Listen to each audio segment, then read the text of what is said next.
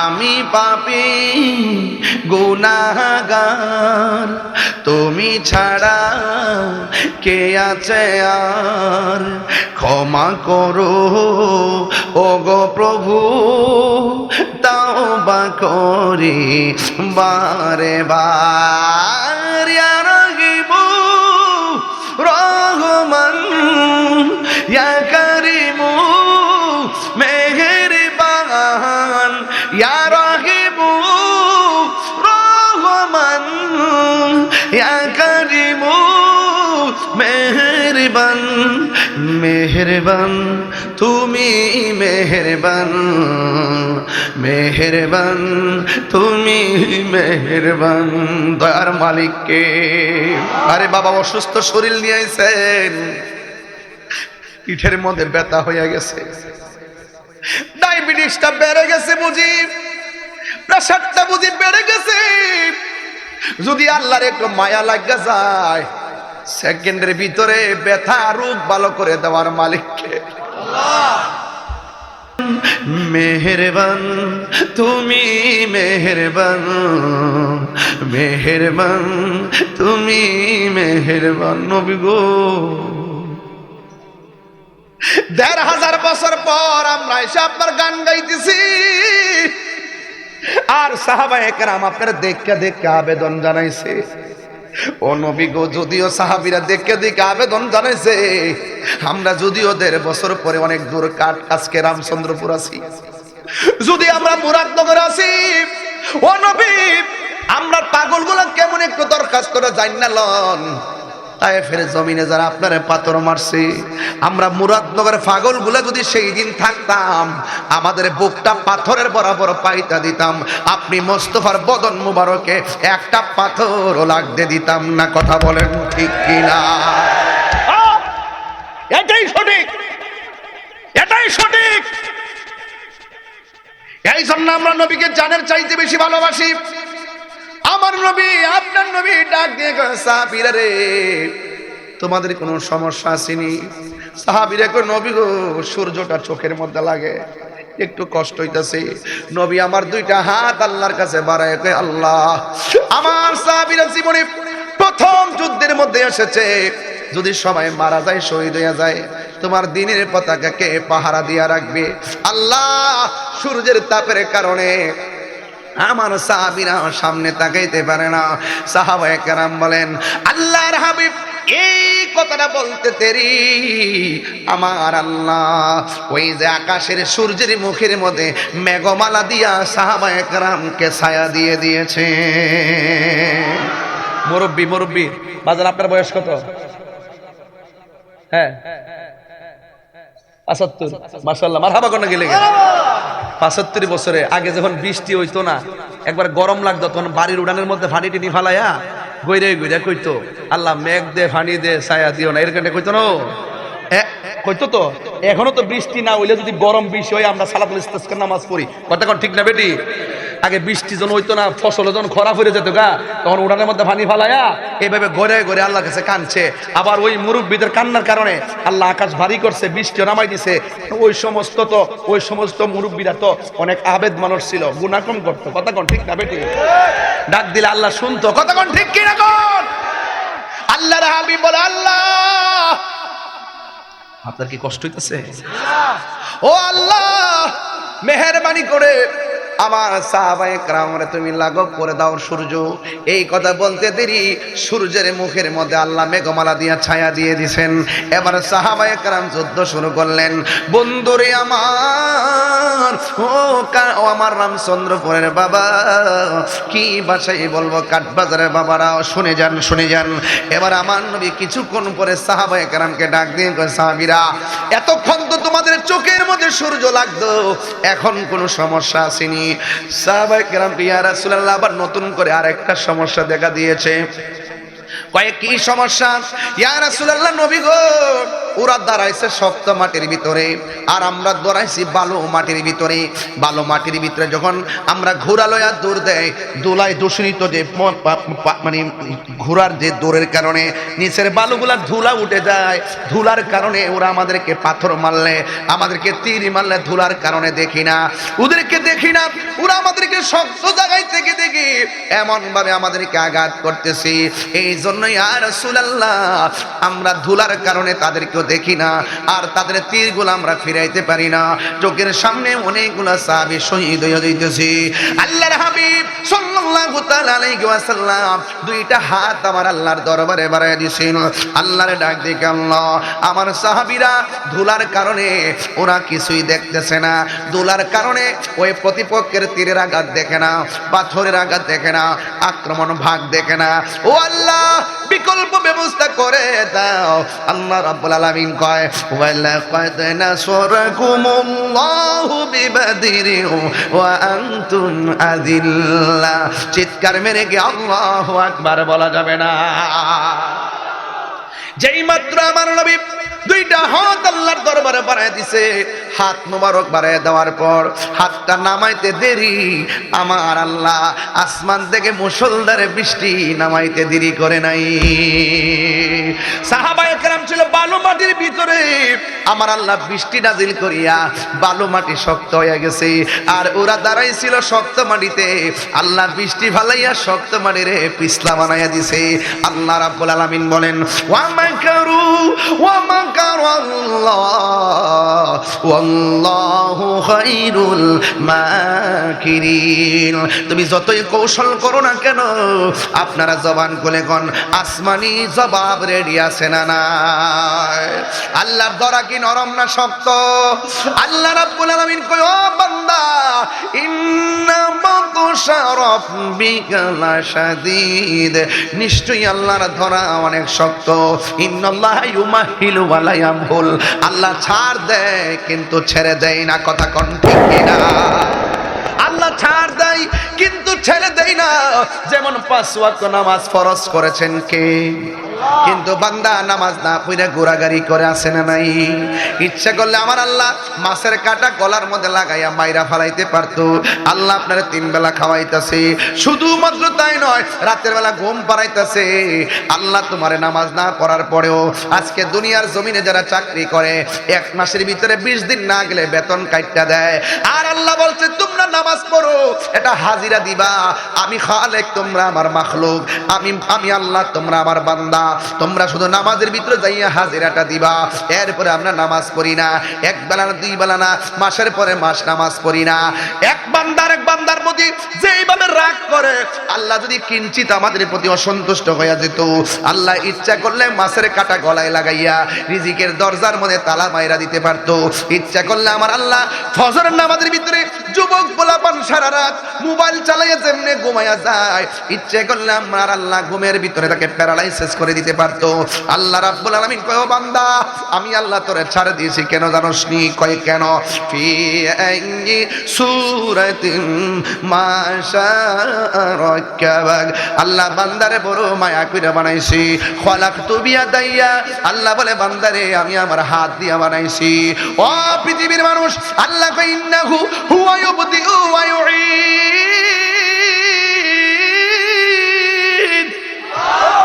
আল্লাহ বলে, ও বান্দা, আমি আল্লাহ তোর শুরুর মালিক, আমি আল্লাহ তোর শেষের মালিক। এই জন্য আমি আল্লাহ, তুই আমার গোলামি না করার পরও আমি আল্লাহ আকসি কোনো বিপদ দেই না।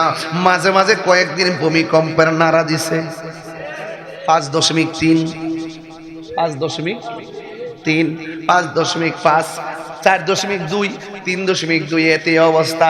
আবার বলা হয়েছে কি জানেন, যদি 7 উপরে যায়, একসঙ্গে বাংলাদেশের বিল্ডিং এর যে অবস্থা, 6 লক্ষ বিল্ডিং ধসে পড়বে। শুধু একটু মিস কল দিছে, আমরা ঘর থেকে বাইরে জায়গা। ও বান্দা, এখনো সময় আছে। একটু পেটে ব্যথা হলে যেমনি আল্লাহরে ডাকো, ব্যথা হওয়ার আগে আল্লাহরে ডাইকেন। এর 10 ভাগের 1 ভাগ যদি ডাকেন, আমার আল্লাহ আপনার উপরে রহমতের সামিয়ানা বিছায়া দিবে। কথা বলেন ঠিক কিনা? বন্ধু, সাহাবায়ে কেরাম যখন বলল, ও ইয়া রাসূলুল্লাহ, ধুলার কারণে কিছুই দেখি না, আল্লাহ রাব্বুল আলামিন আসমান থেকে বৃষ্টি নামায় দিছে। এবার সাহাবায়ে কেরামকে আমার নবী প্রশ্ন করেন, ইয়া সাহাবীরা, আমি তোমাদের জন্য দোয়া করলাম, আল্লাহ আসমান থেকে বৃষ্টি নাজিল করলো, এই মুহূর্তে তোমাদের আর কোনো সমস্যা আসেনি? সাহাবায়ে কেরাম কয়, ইয়া রাসূলুল্লাহ, আবার নতুন করে একটা সমস্যা দেখা দিছে। কয় কি? কাফেররা যখন আমাদের দিকে আসে, আমরা কাফেররা মারতে যাই, আমরা তাকে দিয়ে কাফেরদের একটা লোক দাঁড়ানো, তার ডানে একটা ছায়া বামে একটা ছায়া, আমরা একজনে দুইজন দেখে আমরা মারতে পারি না। আমরা সংখ্যা মাত্র 313 জন, কয়েকজন চলে গেছে, ওরা হলো 1000, অসুবিধা নাই। কিন্তু এদের পাশে দেখলাম আর অপরিচিত অনেক লোক দাঁড়ায় রয়েছে।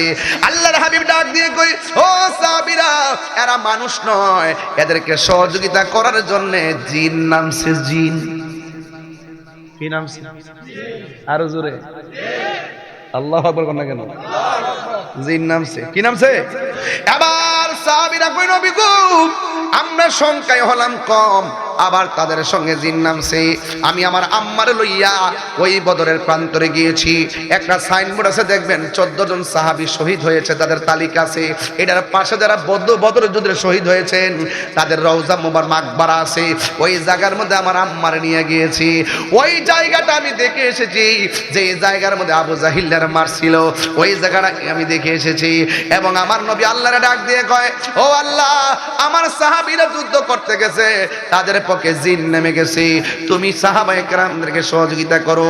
আমি দেখে এসেছি ওই পাহাড়টা, যে পাহাড়ের মধ্যে আমার আল্লাহ মুসলমানদেরকে সহযোগিতা করার জন্য আমার আল্লাহ আসমান থেকে ফেরেশতা নামায়া দিছে। আর বড় করে বলেন না সুবহানাল্লাহ। আপনারা জবান খুলে কোন হকের পথে থাকলে গায়েবী সাহায্য আছে না নাই? গায়েবী সাহায্য আছে। এবার সাহাবায়ে কেরাম যুদ্ধ শুরু করলেন। ইন দি মিন টাইমে আমার নবী, আপনার নবী বলেন, সাহাবীরা রে, আর কোনো সমস্যা আসেনি? ও নবী গো, তলোয়ার ভাঙে গেছে। আল্লাহর হাবিব তলোয়ার ভাঙলে কি হইছে? খেজুর গাছের ডাইল। কোন গাছের ডাল ন? খেজুর গাছের ডাল ন। খেজুর গাছের ডাল আমার আল্লাহ তরবারি বানায় দেয়। ও গো নবী, প্যারা নবী, তোমারই দরবার যেতাই গেলে একবার, যেতে চাই বারবার। দু জাহানে চলে শুধু তোমার জমিদারি, দু জাহানে চলে নবী তোমার জমিদারি। আল্লাহ সব কিছুর মালিক, তুমি বন্টনকারী। আমরা নবীর ভিখারি, আমরা কার ভিখারি বলো? নবীর ভিখারি, আমরা নবীর ভিখারি। জোরে কোন ঠিক কিনা? তোমার ক্ষমতা চলে আসমানে, শুধু জমিনে নয়। তোমার ইশারায় মাগরিব হতে উল্টায় আসর হয়। সুবহানাল্লাহ কোন কেন? কি মাগরিব থেকে উল্টা আসর হইছে নি? মৌলা আলী বলছিল, ইয়া রাসূলুল্লাহ, আপনি ঘুমাই দিয়েছেন, ডাক দেই নাই, এই ফাঁকে তো সূর্য ডুবে গেছে, আমার আসর নামাজ কাজা হয়ে গেছে। আমার নবী কয়, হে আলী, তুমি কি নামাজ পড়বা? ইয়া রাসূলুল্লাহ, পড়মু কেমনে? সূর্য তো ডুবে গেছে। আল্লাহর হাবিব কয়, এ সূর্য, আসরের টাইমে যে এই জায়গায় ছিল, এই জায়গায় ফিরে আসো।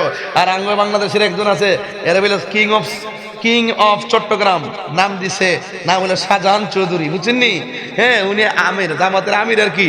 উনি বলতেছে, ওই দিন আল্লাহ আমার এত মর্যাদা দিছে, আমার লাগে আকাশের সূর্যরে দাঁড় করে রাখবো। আমি কি হাসতাম না কানতাম? কান্দেন ইতি শিখছ কি তারে গস তুই উন্ডে ইতালে কানতাম আবার লাগে উন্ডে এই কথালে কানতাম কি তারে কি তাগো। আমরা জানি যে মৌলা আলী রাদিয়াল্লাহু তাআলা আনহু যখন নামাজ কাজা হইছে, আল্লাহর হাবিব যখন ইশারা দিছে, সূর্য আসরের জায়গা চলে আসছে। আর উনি বলতেছে, আল্লাহ আমার এমন মর্যাদা দিছে যে আমার জন্য আল্লাহ পাক সূর্যটা দাঁড় করে রাখবো। নাউজুবিল্লাহ কোন কি লেগা ওর মনে হয়েছে এদিকে কই দিলাম আর কি, বাদল মিলে গেছে আর কি। তোমার ক্ষমতা চলে আসমানে, শুধু জমিনে নয়। তোমার ইশারায় মাগরিব হতে উল্টায় আসর হয়। তোমার মুজিজার কথা কি শেষ করিতে পারি? তোমার মুজিজার কথা কি শেষ করিতে পারি? খেজুর গাছের ডাল হয়ে যায় ধারালো তরবারি। আমরা নবীর ভিখারি, আমরা নবীর ভিখারি গো, বলো নবীর ভিখারি, আমরা নবীর ভিখারি। আমার ঘরের মধ্যে কইছে নবীর শান গাইবার লাগা, এইজন্য আজকে শানের রিসালাতের ওয়াজ করতেছি। ও গো নবী, প্যারা নবী, তোমারই দরবার যেতাই গেলে একবার, যেতে চায় বারবার। দু জাহানে চলে নবী তোমার জমিদারি, দু জাহানে চলে নবী তোমার জমিদারি। আল্লাহ সব কিছুর মালিক, তুমি বন্টনকারী। আমরা নবীর ভিখারি, আমরা নবীর ভিখারি। জোরে জোরে গিয়ে আল্লাহু আকবার বলা যাবে না? বন্ধু মনে আসেনি বদরের যুদ্ধে সংখ্যা ছিল 313 জন। কয়জন? মুসলমানদের প্রথম যুদ্ধ হলো বদরের যুদ্ধ। ওই যুদ্ধে মুসলমানদের সেনাপতি রহমাতুল্লিল আর কাফেরদের সেনাপতি হলো আবু জাহিল্লা। নাম কি? আবু জাহেল। কো শুদ্ধ করে শুদ্ধ রে, শুদ্ধ মারাইছে কেন? আবু জাহিল্লা কো, আবু জাহেল কি শুদ্ধ? মায়া লাগে ওদি, মায়া লাগে রে। আবু জাহিল্লা জোরকার নাম কি? আবু জাহিল্লা। ওই যুদ্ধের ময়দানে শুনেন না, দুইটা বাচ্চা আছেন, একটার নাম মাস আর একটার নাম মুআবিস। দুইটা বাচ্চা নবী লোকে গেছিল। সাহাবীরা কো কিরে তোরা কি লাগে আইছ? না হাত তোর মারলি, না তীর মারলি, না কাফের বিরুদ্ধে দাঁড়াইছ, না আমরা লোকে দাঁড়াইছ। পরে দুইটা কো আমরা তো আইছি মতলবই তো আইছি। কো কি মতলব আইছ? কত বেশি কথা কই না, আইছি তো আইছই, তবে আপনার কাছে জানতাম চাই কাফেরদের বড় লিডারটা জিডা কই? আল্লাহ কোনে গেলে বড়টা জিডা, বড়টা কই? হ্যাঁ লিডারটা কই? কইতাছে কো ওই গুড়ার উপরে দাঁড়া রইছে। আচ্ছা ঠিক আছে, আপনার দায়িত্ব শেষ, আমরা কাম শুরু। এবারে দুই ভাই পরামর্শ করছে, কই রে তুই যাই গুড়ার আডোটার মধ্যে খুব দিবি, বাকি কামটা আমি করব।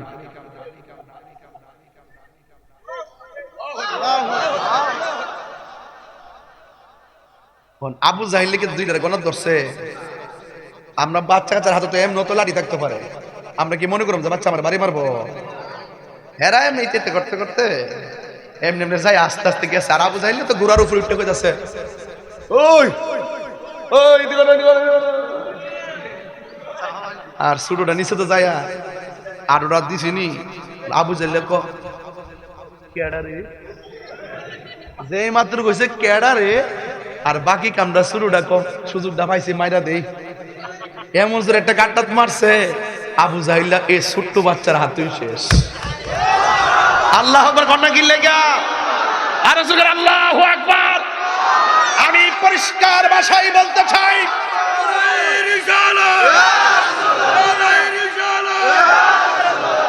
আল্লাহু আকবার বলেন না কেন? আমি মুরাদনগরের জমিনে পরিষ্কার ভাষায় বলতে চাই যে যখন ফেরাউন যখন নাফরমানি করলো, তাকে মারার জন্য নীল নদের পানির ব্যবস্থা করলো। যখন নমরুদ যখন নাফরমানি করলো, ল্যাংড়া বসা নাকে ঢুকাইয়া মগজ কামড়াইয়া কামড়াইয়া তাকে দুনিয়া থেকে বিদায় হলো। আবু জাহিল্লা যখন আমার নবীকে মারার জন্য নীল নকশা এঁকেছে, বড় কোনো ক্ষেপণাস্ত্রের ব্যবহার করে নাই, দুইটা ছোট বাচ্চার হাতেই আবু জাহিল্লার পরাজয় হয়েছে। আমি বলতে চাই যুগে যুগে যারা নাফরমানি করবে তাদেরকে ধ্বংস করার জন্য বড় কোনো কামান লাগে না, ছোট কামানই যথেষ্ট। কথা বলুন ঠিক না বেঠে? কি কথা রাগ করেছেন আপনার আমার সাথে? খবরদার খবরদার, দুনিয়া বাহাদুরি জায়গা না। যত নরম হয়ে থাকবেন সম্মান বাড়বে। কথা বলেন না কেন? লা তামশি ফিল আরদি মারাহা, জমিনে অহংকার করে চলা যাবে না। ইন্নাল্লাহা লা ইউহিব্বুল মুতাকাব্বিরিন, আল্লাহ রাব্বুল আলামিন অহংকারকারীকে পছন্দ করে না। এই জন্য আমি দায়িত্বহীন কণ্ঠে বলতে চাই, বড় যদি হতে চান ছোট হন, তবে দেখবেন আর কমিটমেন্ট করেন সবার সুখে হাসবো, আমি কাঁদবো সবার দুঃখে, নিজের খাবার বিলিয়ে দিব অনাহারের মুখে। আপনি যখন ইতিমের মাথায় হাত বুলাইয়া দিবেন, আল্লাহ পাক আপনার মাথার উপরে রহমতের ছামিয়ানা বিছাই দিবে। দয়ার মালিক কে? আল্লাহ। দয়ার মালিক কে? এই দয়া এখনো আছে না নাই? না থাকলে ভূমিকম্প 10 মারলে 10 চোখের পরে একটু লাড়া দিলে সব শেষ। এত কিছু করি, বলেন দয়ার মালিক কেডা? আল্লাহ। আজকে মাহফিলে বলতেছি, বুঝাইতেছি যে দেখেন নবী দোয়া করছে, আল্লাহ সূর্যের মুখের মধ্যে ছায়া দিয়ে দিছে। নবী দোয়া করছে, আসমান থেকে বৃষ্টি নামাই দিছে। নবী দোয়া করছে, হায় হায় হায় হায় হায়, তরবারি ভাঙ্গা খেজুরের ডাল তরবারি হয়ে গেছে। এই যুবক ভাইয়ের আমার, নবী যখন যুদ্ধের ময়দান থেকে ফেরার পথে একটা কূপ আছে, কূপের নাম হলো বীরে শেফা। হজ করছেননি আপনি? গেছেন? ওই যে মদিনা থেকে বদর প্রান্তরে যাওয়ার পথে দুইটা কূপ আছে ভাই। একটা কূপের নাম বীরে শেফা, আর একটা কূপের নাম বীরে রাওয়াহা। কি বীরে রাওয়াহা? রাসূল যখন এই কূপের কাছে বসছেন, কাফেররা তো ভালো করে জানে মাসটা রমজান। সাহাবায়ে কেরামের তো ইফতারের সময় তারা কি পান করবে? পানি পান করবে। হয়তো আর তো কোনো কূপ নাই, এটাই তো কূপ আছে। এই এই এই এই এই বেটা, এই দেখারে দেখারে জিজ্ঞেস করে কি ও আমি ওই কিতা এক হইলে কয়ে গেলে তো চলে। একটা জুতালে একটা আড়াতে শুরু করছে করে ইয়ারি বেটা তাহিরের জন্য প্রতিদিন বয়ে থাকবে। আরে সাইরা দে বেটা, এক নম্বর সমস্যা তো হইতেই পারে। আমার আইন তো বজায় রাখতে হবে, কথা কোন ঠিক না বেটি? ব্যাখ্যা দিয়া যান, অসুবিধা নেই, ব্যাখ্যা দিয়া যাবেন। আঙ্গুল দেখাবেন, একটা নিলে দুইটা, বেড়া করে জুতালে একটা খেললে যাইতেছে যাইতেছে। বাবা জান, আপনার কি কষ্ট হচ্ছে? আর 10-12 মিনিট সময় দিব আপনাদেরকে। রাজি আছেন ইনশাল্লাহ? একটা ওইটা 3 ঘন্টা। তুই তো লন্ডন থেকে আইস, তো নাইলে আমেরিকা থেকে আইস। কইতে আইস? বাংলাদেশি? ঠিক আছে। ওয়াজ করলে মাঝে মাঝে বিরতি দন লাগে, নাইলে মানুষের মেজাজ গরম হয়ে যায়। পাগলে দেবো পাগলে দেবো, যে সিলে দেই না নিজে পাগলে মুহিয়ারও পাগলে। আমার বাইর থেকে কিন্তু বুঝায় ভাড়া যে ওয়াজে গিয়ে চিল্লেন না। কোন সময় যে গরো চিল্লা চিল্লি শুরু করেন, আমি পাগল পাইছি গরো চিল্লাম। আর কোনো গান নাই, হিয়ানো চিল্লালে তো হাদিয়াও দেয়। তোমার কাছে চিল্লেন তুমি কিতে দিবা? এই যে শুরু হয়েছে না, শুরু হয়েছে গা, মাশাআল্লাহ, মারহাবা কোন। রাগ করেন না আমার সাথে, আমি মনের মাধুরীতে মিশে কথা বলি। ঘরের কথা মাঝে মাঝে বাইরে বইলা লাই, আপনারা বুঝাবার লাগে। বুঝছেন কি কইছি? একটু বুঝাবার লাগে কই আর কি।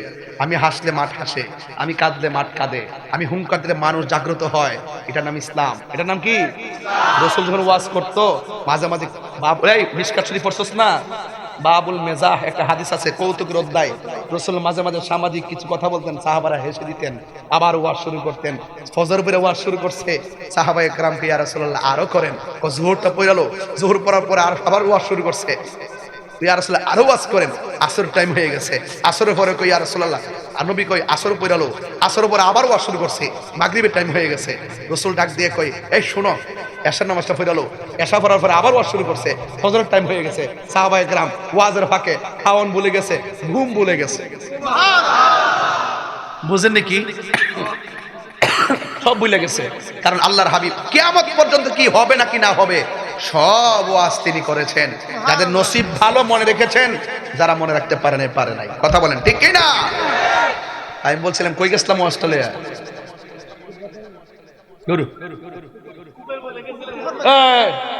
মাশাআল্লাহ। দেখছেন নি বাবা আছে যার গায়ে দেখলে তারা চিনা যায়। এত ধরে লিখছে কেসটা কূপের মধ্যে গেছিল, কূপ।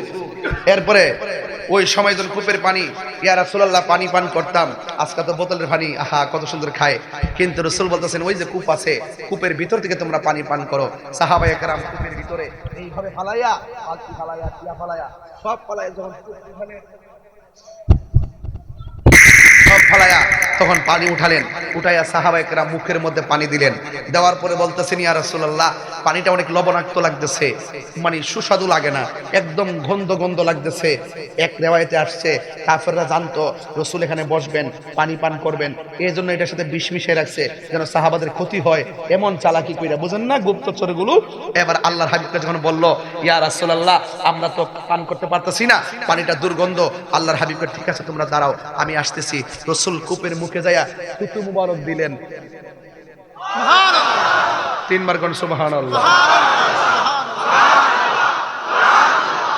কি দিলেন? থুতু মুবারক দিলেন, ঠিক আছে তো? এবার রাসূল বললেন ও সাহাবীরা এবার তোমরা খাও। সাহাবায়ে কেরাম খাইলেন, গায়ে দিলেন, আনন্দ করলেন। সাহাবায়ে কেরাম কয় সাহাবায়ে কেরাম, সাহাবায়ে কেরাম, এই তুমি এদিকে আসো, এদিকে আসো। সাহাবায়ে কেরাম আরে তার মোর সকল হয়ে গেছে, এটাও বদর যুদ্ধের পোলা ওই কোন কামজি করে বয়াতে কোন আবু জাইলারে ধরে। আল্লাহু আকবার জোরে কর না কেন? আপনারা কি আমার কথা রাগ করতেছেন? তাহলে কি হবে? আল্লাহর হাবিব থুতু মুবারক দিলেন, দেওয়ার পরে পানি সুস্বাদু হয়ে গেল। বিজ্ঞানীরা পরীক্ষা করলো, এই পৃথিবীর মধ্যে সবচাইতে সুস্বাদু পানি হলো জমজমের পানি। জোরে কোন সুবহানাল্লাহ না কেন? সবচাইতে সুস্বাদু পানি কি? জমজমের পানি। যারা মদিনায় যায়, যারা মক্কায় যায়, তারা জমজমের পানি নিয়ে আসে, আসে কি না? এবং আর 2 নম্বর সবচেয়ে সুস্বাদু পানি এবং বিশুদ্ধ পানি হলো ওই বীরে শেফার পানি। এই জন্য আমিও ওই মদিনায় যাইয়া আমিও তোমার সাদা সাদা ক্যান্টিন দিয়া পানি বোরাই নিয়ে আইছি, আর এই পানিটা গলার মধ্যে দিছি। তবে একটা জায়গায় যাওয়ার পরে আমি একটা ফল পাইছি বাজান, এরপর থেকে আমার গলা এখনো পর্যন্ত ভাঙ্গে নাই। এবং কোনোদিন 3-4টা মাহফিল করছি, একটা প্রমাণ আমি বলে দিই। যখন আমি আম্মারে লইয়া এশারা নামাজের টাইমে তায়েফের বুড়ির বাড়িতে গেছি, তায়েফের যে বুড়ির বাড়িটা, বুড়ির বাড়িতে গেলাম, আর ওই জায়গার মধ্যে বড় একটা পাহাড় আছে, ওই জায়গার মধ্যে গেলাম। যাওয়ার পরে দেখলাম অনেকগুলো মানুষ পাথরের ছবি তুলতেছে। তখন জিজ্ঞেস করলাম, ভাই এখানে এত মানুষ কেন? এক সৌদি পাকিস্তানি বলতেছে, কয় যে এখানে মানুষ এই জন্য, আর রসুলকে যখন তায়েফবাসীরা পাথর মারছে, পিঠ মোবারকটা রক্ত মোবারক দিয়ে লাল করে ফেলাইছে, তখন আমার নবী এই পাথরের মধ্যে হেলান দিয়ে বসছিলেন। নবীর পিঠ মোবারকের রক্ত মোবারকের দাগ মোবারক গুলো এখনো পাথর লাগিয়ে রয়েছে। সাহাবীরা বিশ্বাস তো অবশ্যই করবেন আমার কথা। আমি তখন দেখলাম সবাই ছবি তুলে। আমি তো বাংলাদেশের পাগল, কে কোন ফতোয়া দিবে আমি এটা তোয়াক্কা করি নাই। আমি তো পাগল হই। সব পাগল না, কিছু পাগল এমনও আছে যারা আল্লাহ নবীর প্রেমে দেওয়ানা। কথা বলেন ঠিক না বেঠিক? তখন আমি কি করছি, ওই পাকিস্তানের ফাওয়ার ফাঁক দিয়া মাথাটা ঢুকাইয়া সবাই ছবি তুলে আর ভিডিও ধারণ করে আমি ওই পাথরটার মধ্যে জিব্বা দিয়া লেহন দিতে শুরু করলাম। তখন পাকিস্তানিরা বুঝলো যে না, নিশ্চয়ই এটা পরে একটা পাগল। তখন একটা আশেক তখন আমার দইরা বলতেছে আরো কিছু রহস্য আছে, চলো। তখন আমি গেলাম, এই পাশে একটা মসজিদ আছে, এই মসজিদের কাঠ দিয়া দেখবেন মানে রাখছে, কাঠগুলো এখনো আগুন দিয়া পুরা শিয়ারা এটা পুরা দিছিল, ঠিক আছে। তখন ওই মসজিদে ঢুকলাম, ঢুকার পরে হাতের ডান পাশে কার্পেটের নিচে দেখলাম একটা কুনা দিয়া পানি উঠতেছে। জিজ্ঞেস করলাম পানি কেন? ওই রাসূলুল্লাহকে যখন তায়েফের জমিনে যুবক পোলাপান যখন পাথর মারছে, রাসূল এই রক্ত মাখা শরীর নিয়ে এসে এই কুনার মধ্যে পয়া এইভাবে সেজদা দিয়ে পইরা উম্মতের জন্য কাঁদছিলেন। ওই যে চোখের পানি ফেলছিলেন, এই পানিগুলো এখনো নিচ থেকে উঠতেছে। তখন সবাই ছবি তুলতেছে।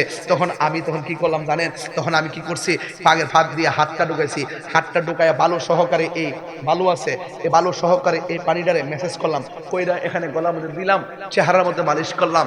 এরপর আমার মন ভরে না, তখন আমি আমার জিহ্বাটা দিয়া ওই জায়গার মধ্যে চাটতে শুরু করলাম, ধুলাবালির সহকারে ওই জায়গাটা আমি পান করতে শুরু করলাম। তখন খোদার কসম করে বলে আমার নাকের ভিতরে এমন একটা গ্রান লাগছে, এত সুগন্ধি গ্রান জীবনে কোনোদিন আমার নাকে লাগে না। বিশ্বাস করেন কিনা আল্লাহ আলম, আল্লাহর উপরে ছেড়ে দিলাম। যদি একটা কথা যদি বানায় বলে থাকি, একটা কথা বলতে চাই, ভাই রাসূলুল্লাহ যে কি জিনিস, আল্লাহর হাবিবের মহব্বত যে কি জিনিস। আপনি নামাজ পড়ছেন, কবুল হয়েছে কিনা বলতে পারবেন? রোজা রাখছেন, এত বছর রোজা রাখছি, কবুল হয়েছে কিনা জানি না। এত নামাজ পড়ছি, কবুল হয়েছে কিনা জানি না। উমরা করছি, হজ করছি, কবুল হয়েছে কিনা জানি না। এত দান করছি, কবুল হয়েছে কিনা জানি না। এত তাহাজ্জুদ পড়ছি, এত নফল পড়ছি, এত ইবাদত করছি, কবুল হয়েছে কিনা জানি না। কিন্তু এখন আল্লাহ যদি হাসরের মাঠে বলে তোর নামাজ কবুল হয় নাই, আমি তখন কোথায় যাব? আল্লাহ যদি বলে তোর রোজা কবুল হয় নাই, তাইলে আমি কোথায় যাব? আল্লাহ যদি বলে তোর হজ কবুল হয় নাই, আমি তখন কোথায় যাব? তখন আমি ডাক দিয়ে বলবো, আল্লাহ কোন ইবাদত কবুল হয়েছে কিনা জানি না, তবে তোমার নবীকে আমরা জানের চাইতে বেশি ভালোবাসি। আমল নিয়ে হয়তো আসতে পারি নাই, তোমার বন্ধু নবীর মহব্বত নিয়ে এসেছি।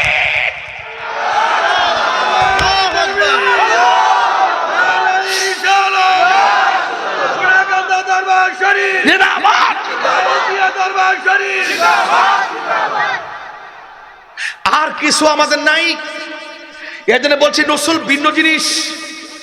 আগে মহব্বত, তারপরে ইবাদত। আগে মহব্বত, তারপরে ইবাদত। আরে আমরা ইবাদতের বাহাদুরি তো নাই। রাসূলুল্লাহকে জিজ্ঞাসা করছি, ইয়া রাসূলুল্লাহ মাতা সাআহ, কখন কিয়ামত হবে? রাসূল বলল, কিয়ামতের জন্য তুমি কি রেডি করছো? ওই সাহাবী কি, ইয়া রাসূলুল্লাহ, কিয়ামতের জন্য আমার নামাজের বাহাদুরি নাই, রোজার বাহাদুরি নাই, কিন্তু আমি আপনাকে এবং আমার আল্লাহকে জানের চাইতে বেশি ভালোবাসি। রাসূল বললেন, আনতা মা মানা হাবাবতা, তুমি যাকে ভালোবেসেছো তার সঙ্গে তোমার জান্নাত হবে। রাগ করবেন না কারোর সঙ্গে। নবী ছাড়া কোনো উপায় নাই। কবরে যাওয়ার পরে নবী ছাড়া উপায় নাই। হাসর মাঠে উঠবেন নবী ছাড়া কোনো উপায় নাই। রাসূল বলেন হুফাতান উরাতান, হাদিসের ভাষা বলছি, বানায়ে বলছি না, হাদিসের ভাষা বলছি। রাসূল বলেন হুফাতান উরাতান, হাসরের মাঠে ল্যাংটা অবস্থায় উঠবে, ল্যাংটা উলঙ্গ অবস্থায় উঠবে। একটা নারী পুরুষের গায়ের মধ্যে কোনো কাপড় থাকবে না। হুফাতান উরাতান, দ্যাট মিন্স হলো পায়ের মধ্যে জুতাও থাকবে না। কাকুরসাতিন নাকি, এর অর্থ হলো ওই মাঠে কোনো উদ্ভিদ থাকবে না, কোনো গাছ থাকবে না, কোনো পাখি থাকবে না, ছায়া দিবে না। ওই মাঠটাতে আপনি উলঙ্গ অবস্থায় উঠবেন। আয়েশা সিদ্দিকা বলছেন, ইয়া রাসূলুল্লাহ, একজন আরেকজনকে দেখবে, কেমন মাঠ? রাসূল বললেন, আয়েশা, ও আয়েশা, একটা সেকেন্ডের জন্য তাকাবে, সময় পাবে না।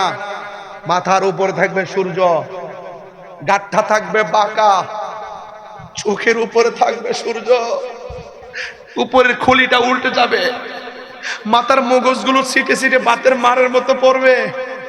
সন্তানের খবর মা নিবে না, মার খবর সন্তান নিবে না। অনেক কঠিন একটা মাঠ মেরে আয়েশা, একজন আরেকজনের দিকে তাকাবার সুযোগ পাবে না। রাসূল বলেন, সেই কঠিন ময়দানে কিছু কিছু মানুষের নখ আল্লাহ বানাই দিব তামা দিয়া।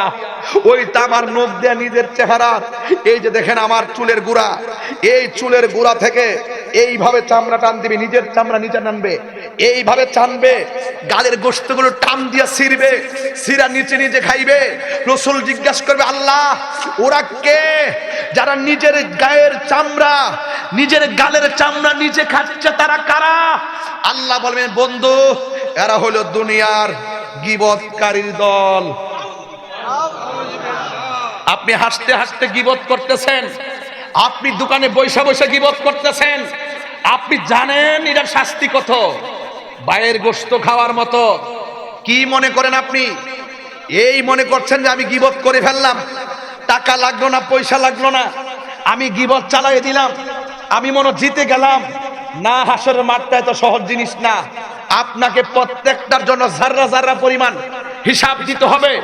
ওই কঠিন মুসিবতের ভিতরে এক শ্রেণীর মানুষ দেখবেন, এই মানুষগুলার গায়ের ভিতরে আল্লাহ পাক আগুনের শিকল দিয়া গায়ের মধ্যে পরাইয়া দিবে। জিজ্ঞাসা করা হবে, আল্লাহ, এরা কারা? এরা হলো তারা যারা দুনিয়াত মা বাপের মনে কষ্ট। সুন্নি পোলাপানদেরকে বলছি, আমি তাহিরিকে যদি এক সেকেন্ডে যারা ভালোবেসে থাকো, সোনাকান্দা দরবারের মহান মুর্শিদকে যদি এক সেকেন্ডে যারা ভালোবেসে থাকো, আমরা দুই দরবার, দুই আমাদের আত্মার সম্পর্ক, রুহানি সম্পর্ক, একটি ইমানি জায়গা থেকে একটা মেসেজ দিব, আল্লাহর কসম কইরা, জীবনে কোনোদিন মা বাপরে কষ্ট দিতে পারবা না। মা বাপরে কষ্ট দিয়ে শুধুমাত্র দরবারে নয়, মদিনার দরবারে গেল কাজ হবে না। রাসূল বলছেন, মা বাপরে কষ্ট দিলে আল্লাহ কষ্ট পায়, মা বাপরে দুঃখ দিলে আল্লাহ অসন্তুষ্টি হয়ে যায়। এই জন্য মা বাপকে কান্দায়া আমার সামনে বসে ওয়াজ শুনবেন। রিজারেকশন লাইফ, দ্যাট মিন্স হাসরের ময়দান, সেদিন আপনাকে জাররা জাররা পরিমাণ হিসাব দিতে হবে। মা বাবার মনে কষ্ট দিলে দুনিয়া তো ভুগবেন, আখিরাতও ভুগবেন। রাসূল বলছেন, আমার কথা তোমরা মানো, আল্লাহকে পেতে চাও, ফাত্তাবিউনি, আমাকে অনুসরণ করো। মাঝে এই পিসা হুজুর বলবে মা বাবার খেদমত লাগবে না, সে তো পীরই হতে পারে না। কথা বলেন ঠিক না বেটে? আমি আমার কাঠবাজারের ব্যবসায়ীদেরকে, সফল ব্যবসায়ীদেরকে বলে দিয়ে যাই, আমি আমার কাঠবাজার এবং তিন বাজারের ব্যবসায়ী ভাইদেরকে বলে দিয়ে যাই, ভাই, কত টাকা রুজি করেন মা বাপরে কোয়েন। মুদিমানের দোকানদারে বোঝা দিয়া যায়, কত টাকা জমান মা বাপরে কোয়েন। খোদার কসম করে বলি, কোন মা বাপ আপনার কাছে টাকার ভাগ চাবে না। মা বলেন, পুত্রে যদি আমার কইতি বল লেগে স্বর্ণ আনছস, আমি সারা রাত না ঘুমাইয়া তোর বাহিরে থাকিয়া স্বর্ণ পাহারা দিতাম। কথা কন ঠিক কিনা? এই জন্য আজকের কথা পরিষ্কার, আল্লাহর ইবাদত, নবীর মহব্বত, আউলে আকরামের সোহবত, মা বাবার খেদমত আমরা চাই কি চাই না? আরো বড় করে চাই কি চাই না? নবীর পক্ষে থাকলে দাম বাড়ে না কমে? আউলিয়া কেরামের পক্ষে থাকলে দাম বাড়ে না কমে? মা বাবার দোয়া থাকলে সন্তান কি জিরো হয় না হিরো হয়? তাহলে ওই মা বাপের খেদমত দরকার আছে না নাই? আমি জানি না আজকে মা বোনরা আসছে কিনা মাহফিলে। যদি মা বোনরা আইসা থাকেন, আমি হাসরের মাঠ থেকে মা বোনদেরকে সতর্ক করে দেওয়া যায়, অ্যালার্ট করে, একটা ওয়াজে সব কথা কোন জানা আব্বা, একটা ওয়াজে সব কথা বোঝান জানা, তারপর আমি টাচ দিয়া যাই। হাসরের মাঠে কিছু কিছু মহিলাদের পা গুলা গাছের মধ্যে বাইন্দা মাথাগুলো নিচে ঝুলাই রাখবে, আবার কিছু কিছু মহিলাদের চুলগুলো গাছের মধ্যে বাইন্দা পা গুলো নিচে ঝুলাই রাখবে। জিজ্ঞাসা করা হয় ওরা কারা? আল্লাহ বলেন বন্ধু, ওরা হলো তারা যারা দুনিয়াতে স্বামীর অবাধ্যচারণ করে রাস্তাঘাটে বেপরদায় চলেছিল। তাইলে বোঝা গেল এই দুনিয়া যাই করবেন বিচার একদিন, বলেন বিচার একদিন হবেই হবে। আজকে কোরআন শরীফ পড়তে চান না, ওই দিন ওয়াজ করতে যাইয়া গবেষণা করছিলাম, এই কোরআন আপনার জন্য জাহান্নামের দরজার দ্বারায় যাবে। সুবহানাল্লাহ কইতেন না? এই কোরআন আপনার কবরে অন্ধকার দূর করার জন্য কবরে আলো দিবে। আর হাসর মাঠে কোরআন দাঁড়ায় বলবে, আল্লাহ তোমার বান্দা আরামের ঘুম হারাম করে কোরআন তেলাওয়াত করেছিল, আল্লাহ তেলাওয়াতকারীর জন্য তোমার কাছে সুপারিশ করি, তুমি মেহেরবানি করে আমার সুপারিশ কবুল করো। আল্লাহ রাব্বুল আলামিন হাবিব বলেন, সেই দিন কোরআনের সুপারিশে আল্লাহ পাক তেলাওয়াতকারীকে জান্নাত দিয়ে দিবে। এই কোরআনের সঙ্গে সম্পর্ক দরকার আছে না নাই? এই মাদ্রাসায় কি সুন্নি হাফিজিয়া মাদ্রাসা আছে? আল্লাহর ওয়াস্তে বলবো, নিজের নাতিকে মাদ্রাসায় পাঠান, নিজের সন্তানকে মাদ্রাসায় পাঠান। লজ্জা লাগে না বাবা যে ইমাম ওই পাঁচবাড়ি পারুইয়া ইমাম সাহেবের কাছে যায়, কোন হুজুর আমার জানাজাটা পড়ায়েন? কি রে, নিজের সন্তানটা হাফেজ বানাইলে কি দোষ হইতো? নিজের নাতিরা হাফেজ বানাইলে অসুবিধা হইতো? অন্তত সন্তানকে ডাক্তার বানাইবার স্বপ্ন দেখার আগে সন্তানকে কোরআনের হাফেজ বানান। যে ছেলেটা হাফেজ হয় তার ব্রেনটা কিন্তু ইস্পাত হয়, তার পক্ষে সব শিক্ষা অর্জন করা সম্ভব হয়। কথা বলেন ঠিক না বেঠে? এই কোরআন যার হৃদয়ে আছে, এই হৃদয় আলোকিত। কোরআন যেই ঘরে আছে সেই ঘর আলোকিত। এই জন্য আমরা সবাই কোরআনের সঙ্গে সম্পর্ক রাখতে চাই কি চাই না? আরো বড় করে বলো, চাই কি চাই না? এই কোরআন তেলাওয়াত করবেন। আরেকটা কথা বলতে হয়, না বললে আমার হক আদায় হবে না। হাসরের ময়দান বড় কঠিন, ওই কঠিন মুসিবতের সময় ছোট ছোট বাচ্চা আছে না নাই? কথা বলেন আছে না নাই? ছোট ছোট বাচ্চাকে আল্লাহ বলবেন, এই তোদের বিচার নাই, বেহেশতে যা। ছোট বাচ্চা ডাক দেখে, আল্লাহ আমার আম্মা কই? এই জন্য ছোট বাচ্চা মারা গেলে আব্বা কাইন্দেন না, ছোট নাতি মারা গেলে কাইন্দেন না, ধৈর্য ধারণ করেন। এই বাচ্চাটা হাসরের মাঠে আপনার জন্য দাঁড়ায় যাবে। আল্লাহ রাব্বুল আলামিন কই, তোমরা জান্নাতে যাও। এবার ছোট বাচ্চাগুলা বলবে, আল্লাহ আমার বাবা কোথায়, মা কোথায়? আল্লাহ বলবেন, ও বান্দারা তোমার আম্মা দুজখে। এবার সন্তান ডাক দিয়ে বলবে, আল্লাহ বেহেশতে গেলে তো আর বের হব না, একটা বারের মতন আমার আম্মারে দেখাইয়া দাও, আমার আব্বারে দেখাইয়া দাও। এবার আল্লাহ ডাক দিয়ে বলবে, রে মালিক, কবর ওই জাহান্নামের আগুন থেকে তার মাকে বের কর। মাকে বের করা হবে, গায়ের মধ্যে কোনো গোশত থাকবে না, হাড্ডিগুলা কামারের দোকানে লোহা যেমন গরম লাল হয়ে থাকে, ওই মায়ের হাড্ডিগুলা এমন ভাবে লাল হইয়া পড়তেছে, এবার কাউ মাও করতেছে। ছোট বাচ্চাগুলা ডাক দিয়া বলবেন, ও আল্লাহ, ও আল্লাহ, আমার মা আমারে 10 মাস 10 দিন গর্ভে ধারণ করেছে, এই মা জাহান্নামের আগুনে জ্বলতেছে।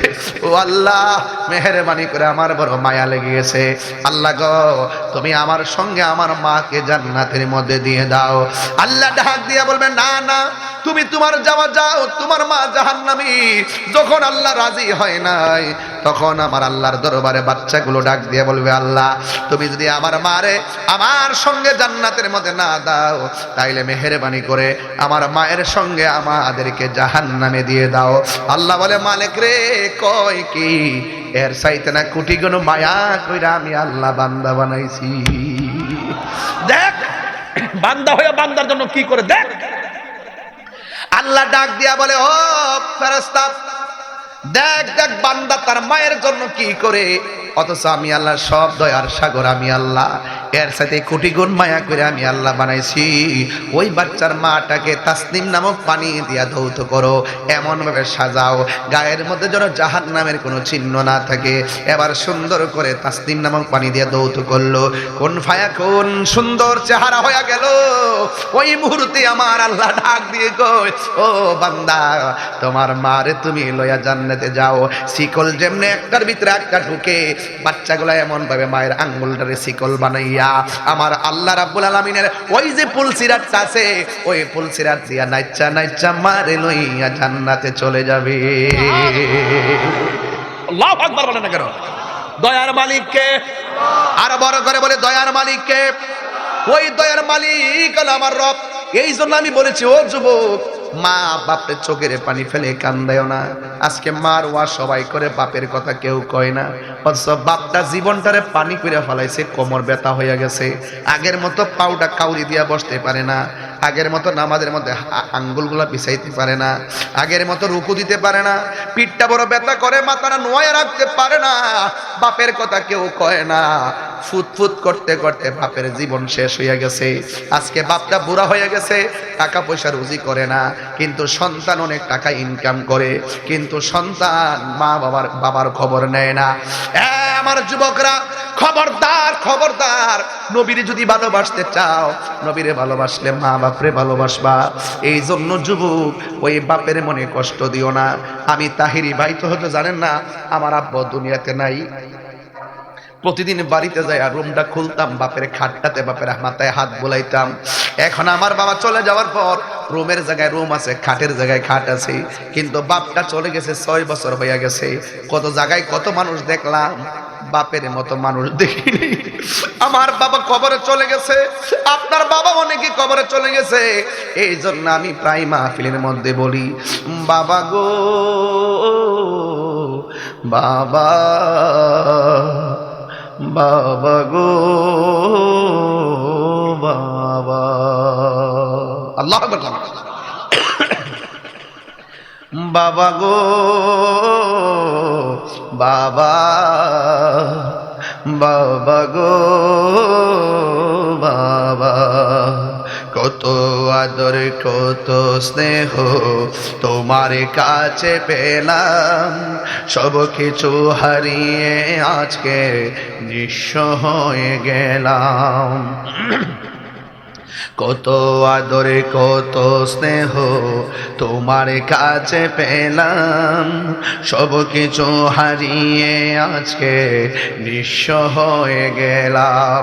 ভালোবাসি তোমায় বাবা, বুকটা যে যাইছি রে, তোমার কথা হৃদয় মাঝে পড়ছে বারে বারে। আল্লাহু আকবার কথা কেন? ওই বাবা যার কবরে দুয়ার দরকার আছে না নাই? আজকে পীর সাহেবের কাছে আমরা সবাই বাবা মায়ের জন্য দোয়া চেয়ে গেলাম। আপনারা জবান খুলে কোন দয়ার মালিক হলো একজন, জবান খুলে বলুন তিনি কে? কারা কারা মা বাবার পক্ষে আছেন হাত তুলে দেখেন ইনশাআল্লাহ। নারে তাকবীর, নারে রিসালাত, নারে গাউসিয়া, আহলুস সুন্নাত ওয়াল জামাত। হাত নামান। আজকে থেকে ওয়াদা, আরেকটা ওয়াদা করতে হবে আমার সাথে, যে ওয়াদাটা আমি সব মাহফিলে নেই বাজান। একটা ওয়াদা হলো, আমরা যতদিন বাঁচবো নেশা করব, বলেন নেশা করব বাস। বলেন বাবা ট্যাবলেট কি খাওয়ান যাইবো? আমার যুবকদেরকে বলছি, এক বলেন বন্ধ নেশা। নেশা বলে বন্ধ কর, নেশা বন্ধ, নেশা, ইয়াবা, ফেন্সি, গাঞ্জা, সুদ, ঘুষ, চুরি, ডাকাতি, মুনাফিকি, গীবত, এগুলো কি চলবে? এখন বলবেন চলবে। নামাজ, রোজা, হজ, যাকাত, মিলাদ, কিয়াম, দরুদ, সালাম, কবর জিয়ারত, মাজার জিয়ারত চলবে ইনশাআল্লাহ। চলবে তো ইনশাল্লাহ? তাহলে আমি যে কথাগুলো বলছি আজকে ফেলে দেওয়ার মতো একটা কথা বলছি? আমি প্রত্যেকটা কথা শুরু থেকে এই পর্যন্ত যা বলছি কিছু চেতনা নিয়ে বলছি, কিছু ঘটনা বলছি, আর কিছু সামাজিক বিষয় নিয়ে বলছি। খবরদার আমরা নেশা করব। আপনি বাপ হিসাবে আপনার দায়িত্ব কিন্তু শেষ না। আপনার সন্তান কটার সময় ঘুমায় খেয়াল রাখতে হবে, আপনার সন্তান কার সঙ্গে মিশে খেয়াল রাখতে হবে, আপনার সন্তান করার সময় ঘরে ফিরে খেয়াল রাখতে হবে। আপনার সন্তানের শুধু পরীক্ষার ফি, রেজিস্ট্রেশন ফি দিলে চলবে না, আপনার সন্তান টাকা নিয়ে কি করে এটাও খেয়াল রাখতে হবে। কথা বলেন ঠিক না বেঠে? কারা কারা আমার কথার সঙ্গে একমত হাত তোলেন। আবার বলছি, নারে তাকবীর, নারে রিসালাত, আহলুস সুন্নাত ওয়াল জামাত।